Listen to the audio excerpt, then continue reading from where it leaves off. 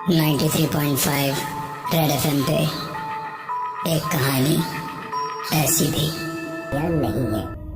बस यही एक वजह है कि जिसकी वजह से मैं अपने उस खौफनाक कल को भुला नहीं सकता। वो 4 खौफनाक रातें। सन 2006 दिसंबर। मैं उस वक्त बहुत ही परेशानी के दौर से गुजर रहा था। घर भी किराए का था और काम धंधे का भी कुछ अता पता नहीं था। मजबूरन मैं एक ट्रांसपोर्ट पर ट्रक लोडिंग का काम करने लगा था। वहाँ पर ट्रक्स रात में ही आया करते थे और मुझे लोडिंग करते हुए रोजाना 12 बज जाया करते थे। उस रात भी मैं थका हारा घर को लौट रहा था। सड़क सुनसान थी क्योंकि ये फरवरी का महीना था और ठंड भी अच्छी खासी थी। पहली बार उस रास्ते पर मैंने देखा कि सड़क के किनारे एक पेड़ के नीचे एक बाबा बैठे हुए हैं। 3 साल हो गए तुझको मेहनत करते करते, लेकिन अभी तक तंगहाली ने तेरा पीछा नहीं छोड़ा। मैं अपने रास्ते सीधा जा रहा था, लेकिन मैंने जो कुछ सुना वो मेरे ही बारे में था। इसलिए मैं रुका और बाबा के करीब चला गया। बाबा, आपने जो कुछ भी कहा, क्या वो मेरे बारे में था? नाम राजन है, लेकिन तेरी जिंदगी फकीर से भी बदतर है। अब तो मैं ये समझ बैठा था कि ये बाबा जरूर कोई पहुंचे हुए बाबा है। मेरा नाम और मेरी जिंदगी के बारे में वो सब कुछ जानते थे। प्रणाम बाबा। हाथ जोड़कर ये कहते हुए मैं जमीन पर बैठ गया। बाबा, जब आप मेरे बारे में सब कुछ जानते हैं तो ये भी जानते होंगे कि मैं अपनी जिंदगी में कामयाबी और बेशुमार दौलत चाहता हूँ। राजन, तुम जो चाहते हो वो हो सकता है। तुम्हें बस एक विद्या को पूरा करने में मेरी सहायता करनी होगी। कैसी विद्या बाबा? कल रात ठीक 12 बजे जब पूरा चांद निकलेगा, उस समय तुम्हें मुझे शमशान में आकर मिलना होगा। आगे क्या करना है ये मैं तुम्हें कल ही बताऊंगा। इतना कहकर उस बाबा ने अपनी आंखें बंद कर ली और मंत्र जाप करने लगा। मैं भी उसको प्रणाम करके वहाँ से घर की ओर चला गया। अगली रात उसके बताए गए टाइम पर मैं शमशान पहुंचा। देखा कि वो जमीन पर बैठा हुआ तपस्या कर रहा है। मैंने जाकर उसको प्रणाम किया और उसने आंखें खोली। मैं आ गया हूँ बाबा, बताइए मुझे क्या करना है। उसके ठीक सामने जमीन पर एक थाली रखी हुई थी, जिसमें क्या था ये मैं नहीं देख सकता था क्योंकि उसके ऊपर काला कपड़ा ढका हुआ था। ओम मार्कदेवाय नमः, ये मंत्र पढ़ते हुए उस थाली को उठा। मैंने वैसे ही मंत्र पढ़कर उस थाली को उठाया। ओम मार्कदेवाय नमः, ओम मार्कदेवाय नमः। यहाँ से उत्तर की दिशा में चले जा। तकरीबन 250 कदम चलने के बाद तुझको एक कब्रिस्तान नजर आएगा। उस कब्रिस्तान के अंदर जाएगा तो वहाँ एक अघोरी बैठा हुआ नजर आएगा। उसको जाकर ये थाली दे देना और जब तक वो ना कहे वहाँ से मत लौटना। जो आज्ञा बाबा। लेकिन याद रहे, ऐसा तुझको 4 रातों तक रोजाना करना होगा। और वो अघोरी वहाँ जो कुछ भी करे, तू ना डरेगा ना वहाँ से भागेगा। 93.5 रेड एफएम पे एक कहानी ऐसी भी। और ना कोई सवाल करेगा। मैं उस वक्त अपनी जिंदगी से बहुत ही परेशान था, इसलिए मैंने उसकी बात को सहमति दिखाई और वो थाली हाथ में उठाकर उसकी बताई हुई दिशा में निकल गया। मुझे वो थाली तकरीबन 7 से 8 किलो की लग रही थी। मैं चलते हुए यही सोच रहा था कि उस कपड़े के नीचे क्या हो सकता है। देखने में उसकी गोलाई से लगता था कि उसके अंदर फुटबॉल जितनी कोई बड़ी चीज होगी। उसको खोलकर देखने का मन तो कर रहा था, लेकिन सुनसान रास्ता, ठंडी हवाएं, जानवरों की आवाजें, इन सब की वजह से मेरे कदम रोकने की हिम्मत नहीं हो रही थी। आखिरकार मैं कब्रिस्तान पहुंचा और अंदर गया तो देखा कि सामने एक अघोरी आग के सामने बैठा हुआ कोई विधि कर रहा था। मैं जाकर उसके सामने रुक गया। ओम मार का देवाय नमः। प्रणाम बाबा। मेरी बात सुनकर वो चुप हुआ और अपनी आंखें खोली। इसको उस गड्ढे में रख दे और सामने बैठ जा। ये कहते हुए उसने उस गड्ढे की तरफ इशारा किया जो उसने कुंड के बराबर में पहले से ही खोदा हुआ था। मैंने वो थाली उस गड्ढे में रख दी और उसके सामने बैठ गया।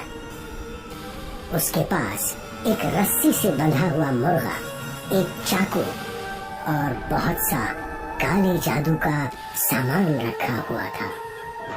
ओम मार का देवाय नमः। अपनी जुबान से तब तक पढ़ते रहे जब तक मैं चुप होने को ना बोलूं। जी बाबा। उसकी बात सुनकर मैं अपने मुंह से वही मंत्र पढ़ने लगा। 93.5 रेड एफएम पे एक कहानी ऐसी थी। ये मंत्र लगातार पढ़ रहा था। फिर उसने एक हाथ में चाकू उठाया और दूसरे हाथ में वो रस्सी से बंधा मुर्गा। मार का देव बलिदान स्वीकार कीजिए। ये कहकर उसने एक जोरदार वार उस मुर्गे पर किया और फिर बेरहमी से खचाखच उल्टे सीधे चाकू उस पर चलाए। फिर बड़ी गंदगी के साथ उस मांस को कच्चा ही खाने लगा। मैं एक शाकाहारी आदमी, मेरे लिए ये देखना बहुत ही भयानक और गंदा था। और जिस वक्त वो ऐसा कर रहा था, उसके पीछे दो भयानक दिखने वाली चुड़ैलें नजर आने लगी जो कह रही थी, हमें बलि चाहिए, हमें बलि चाहिए। ये देखकर मैं बेहद डर चुका था। अब जो थाली तूने गड्ढे में रखी है उस पर मिट्टी डाल और उसको पूरी तरह से ढक दे। उसकी बात सुनकर मैंने वैसा ही किया और फिर उसने मांस को एक थाली में रखा। अब इस बचे हुए मांस को ले जा और एक काले कुत्ते को खिला देना। जब वो कुत्ता सारा मांस खाकर वहाँ से चला जाएगा, तुझे वहाँ तेरी इच्छा के समान धन मिल जाएगा।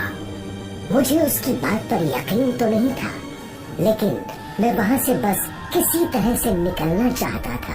इसलिए मैंने मांस से भरी वो थाली उठाई और फिर वहाँ से निकल गया। रास्ते में मुझे बहुत डर लग रहा था। आज जो कुछ भी मैंने देखा बहुत डरावना था। इसलिए मैं सीधा रोड पर आ गया और कदम बढ़ाने लगा। थोड़ी दूर जाकर मुझे एक काला कुत्ता भी नजर आ गया, जो मुझे देखते ही भौंकता हुआ मेरी तरफ आने लगा। डर के मारे मैंने वो थाली जमीन पर फेंक दी और वो कुत्ता जमीन पर गिरा मांस खाने लगा। आज के बाद इस तरफ मैं भटकूंगा भी नहीं, मैंने कहा। इतने में वो कुत्ता सारा मांस खाकर एक तरफ जा चुका था। तभी मैंने जमीन पर देखा, उस थाली के पास कुछ चमक रहा है। उसे उठाकर देखा तो वो एक सोने का सिक्का था। मेरी खुशी का ठिकाना नहीं था। वो सब खौफनाक चीजें जो मैंने देखी थी, उस सिक्के को देखकर मैं वो सब कुछ भूल चुका था। अब मेरे दुख भरे दिन दूर हो जाएंगे। मन चाहे शादी और पसंद का घर, गाड़ी, सब कुछ होगा। ऐसा कहकर मैं हंसने लगा और फिर अपने घर पहुंचा। अगले दिन भी वैसा ही हुआ।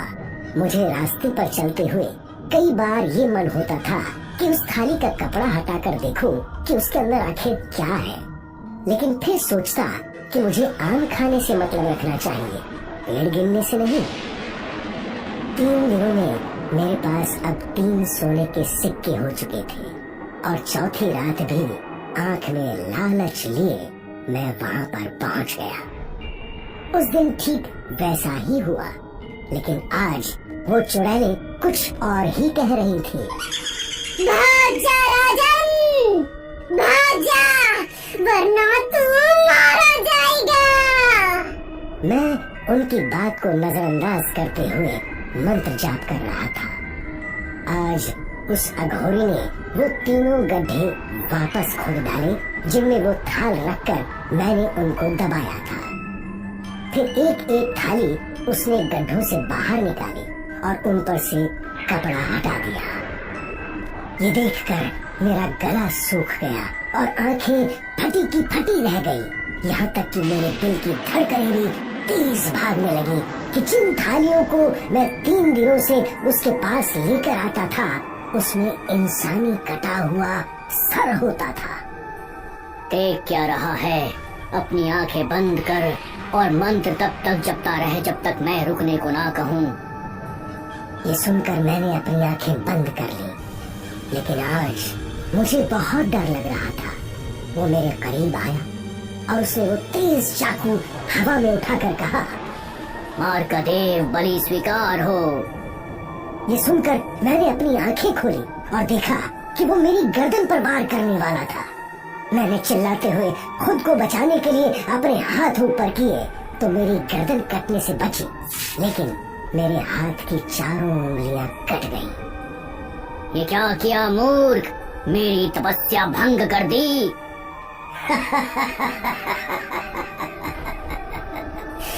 हंसते हुए उन दोनों चुड़ैलों ने उस अघोरी को पकड़ लिया।